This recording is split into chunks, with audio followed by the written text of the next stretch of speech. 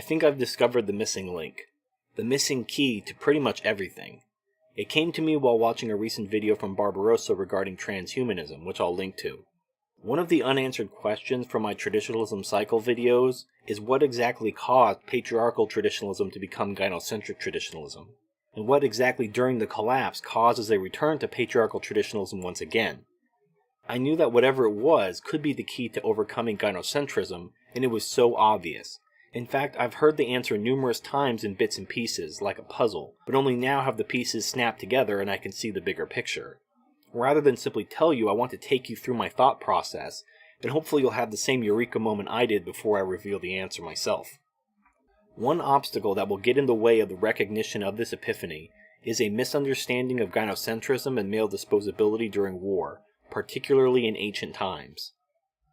Male disposability can be indicative of gynocentrism, such as prioritizing women and children in cases of sinking ships and burning buildings. The military is overwhelmingly male, and only men are subject to the draft, but even in cases where there is a female draft, such as Israel, combat troops are still over 95% male. Isn't this a classic case of gynocentrism? No, I contend that it isn't a case of female preference, but male competence. Terrence Popp did a video about women in combat called Can't Cut the Mustard, link in the description. In this video, Popp demonstrates how inept at combat women are. The United States is talking about lowering the standards for women in order to put more women in combat roles, which is going to get people killed in battle. In countries where both men and women have the same standards, women only make up about 4% of combat troops. Not because women are being protected due to gynocentrism, but because they can't meet the standards and aren't qualified to be there. In a combat situation, you want to know that the person next to you can drag you to safety in case you get shot. The standards ensure that every man to your left and to your right can carry you and save you if need be. If you put women out there with lower standards, they're going to be killed, and they're going to get men killed. Anyone watching this video who has served in the military knows exactly what I'm talking about. Now, this isn't to say there aren't exceptions, and globally those exceptions equal about 4%. Meaning that while 4% of women are capable enough to hang with the men, 96% fail, and would be nothing more than a liability in combat. Keep in mind that this is in the present-day military with all the technology that we have.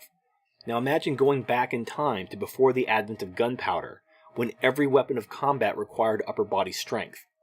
Women would be beyond useless. I'm going to play a clip from the movie 300 where Leonidas explains to Ephialtes that he isn't cut out to be a soldier, and if he wanted to help he could tend to the wounded and bring them in water, which is exactly the extent of women in combat as well. Your father should have told you how our phalanx works. We fight as a single, impenetrable unit. That is the source of our strength. Each Spartan protects the man to his left, thigh to neck, with a shield. A single weak spot, and the phalanx shatters. From thigh to neck, Ephialtes. I am sorry, my friend, but not all of us were made to be soldiers. But If you want to help in a Spartan victory, clear the battlefield of the dead, tend the wounded, bring them water. But as for the fight itself, I cannot use you. Clearly the Spartans didn't worship people like Ephialtes. Not allowing them into combat wasn't an act of preference, but self-preservation. Their phalanx would crumble and all the men would be killed if they lowered the standards, and it's no different today. So understand that in almost all cases, women not being allowed into combat is to the benefit of everyone, despite the male disposability involved. Once you understand that, the reason that patriarchy existed during the Bronze and Dark Ages becomes much easier to see and understand. I believe that gynocentrism is not an innate instinct but a rational choice, often reinforced culturally, wherein men respond to their environment in order to achieve reproductive success, and I will prove the exact mechanism for this, and what was unique about the Bronze and Dark Ages that allowed men to overcome gynocentrism and impose a patriarchal system instead. Consider two tribes of 20,000 people going to war during the Bronze and Dark Ages. Each tribe has enjoyed relative peace for about a generation, so the populations of men and women are evenly split. So in both tribes there are about 10,000 men and 10,000 women. When these tribes engage in battle, obviously only the men will fight because, as I've previously shown, women would be nothing but a liability. When the battle is over, there would be significantly fewer men than the original 20,000. Let's say that one tribe was killed to the last man, while the other tribe suffered losses of 50%, leaving only 5,000 men from the victorious tribe. So now these 5,000 men that survived the war have 10,000 women from their own tribe and the 10,000 women from the conquered tribe to mate with. That's 4 women for every man. Now remember that even in modern times, but especially during the harsh environment of the ages we're talking about, women were completely dependent on men for their survival. Women couldn't hunt or farm because they were too weak. Neither could they build or fight to protect themselves. Now some say that because these women were spared death, this is actually a gynocentric system, but nothing could be further from the truth. When you have 4 women for every man, and the women are wholly dependent on men for survival, the price of pussy crashes through the floor. And men can be as cruel to women as they want. They can rape them on demand. Hell, they can even murder 3 women each and still have reproductive success. A scarcity of men causes patriarchy. It's the most obvious and yet ironic thing ever. Think of the feminists like the femitheists that say things and advocate for the male population to be reduced by 90% in order to achieve true gender equality. Ironically, doing this would result in the remaining 10% of men instituting a patriarchal system and enslaving and raping women until the male population was restored.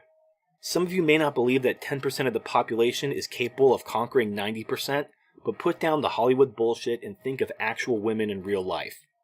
We're talking about men who, because of male scarcity, have lost their entire sense of gynocentrism and will fight using all their strength with no mercy. How many women do you think it would require to take down even a single man? 9? 15? 25? Just look at all the videos that YouTube keeps taking down of men hitting women back after they've been assaulted. These women slap and hit these men over and over again with relatively little effect, while one solid punch from the man knocks them out cold, or at least sends them crying to the floor. After knocking out a few women with one punch, I can easily imagine the 90% female population making these men kings and submitting to them willingly. And then within a generation or two, the populations would be restored. This is actually nature's way of dealing with gynocentrism and explains the mechanism for the traditionalism cycle. In a post-collapse, there is conflict and bloodshed between men which lowers the male population. Male scarcity leads to patriarchal traditionalism as women submit to be the property of the men who remain. And the men treat these women like shit because there's so many of them anyway that their approval or permission is not required to achieve reproductive success. However, over time, these men are victims of their own success. They build fortified cities, and they establish peace within their realms. This peace allows for the male population to increase until it is about on parity with the female population, and it is this parity that is the cause of gynocentrism.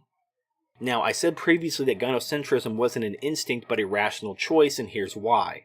In a culture where the male and female populations are roughly equal, men must compete to win the affection and thus reproductive access to the woman within that culture. If men cannot simply eliminate each other as animals do, they must compete by spending money on women, and proving themselves to be more worthy of her vagina than the other men vying for her affection. This is why I couldn't find a central event that turned patriarchal traditionalism into gynocentric traditionalism, because it's not a single event, but in fact a lack of events that causes it. The more wars, and the more unstable the male population, the more patriarchal the society and culture. But as technology and civilization make wars less numerous and catastrophic to the male population, gynocentrism becomes the rational strategy for reproductive success. Now, I'm going to blow your fucking mind. Think about the golden age that the tradcons yearn to return to, the fabled decade of the 1950s, the decade where men were men and women were women. Does anyone remember what happened in the 1940s?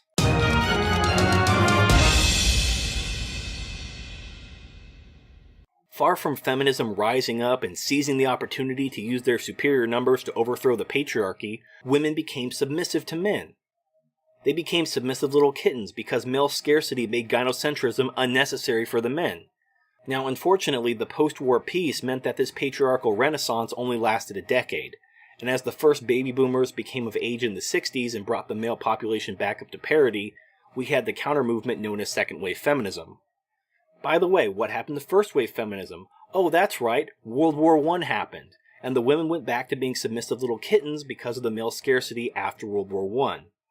Now here's the thing, the wars America is fighting now are very tame by historical standards. Only about 7,000 Americans have died in both Iraq and Afghanistan to this day combined, in a nation of over 300 million people. So I don't see third wave feminism going away anytime soon. However, if there was ever a World War III and millions of men were killed, all these feminists would shave their armpits, get on their knees, and suck your dick just for the taste of it. So now that we know the mechanism of how patriarchy becomes gynocentrism and vice versa, is there any way to stop it? Yes, there is. Again, the key is male scarcity, and the natural mechanism is war, which decimates the male population. However, any technology that allows men to achieve reproductive success would achieve the same ends.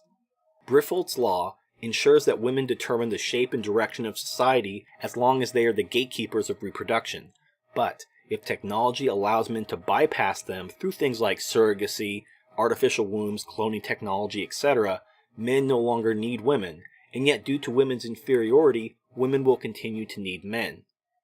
This creates male scarcity without the need for war. Let's say that we have a given population of 100 million people, 50% men and 50% women. Normally, this society would be incredibly gynocentric because there is no male scarcity, and if men want reproductive success, they will need to compete and secure the approval of a female.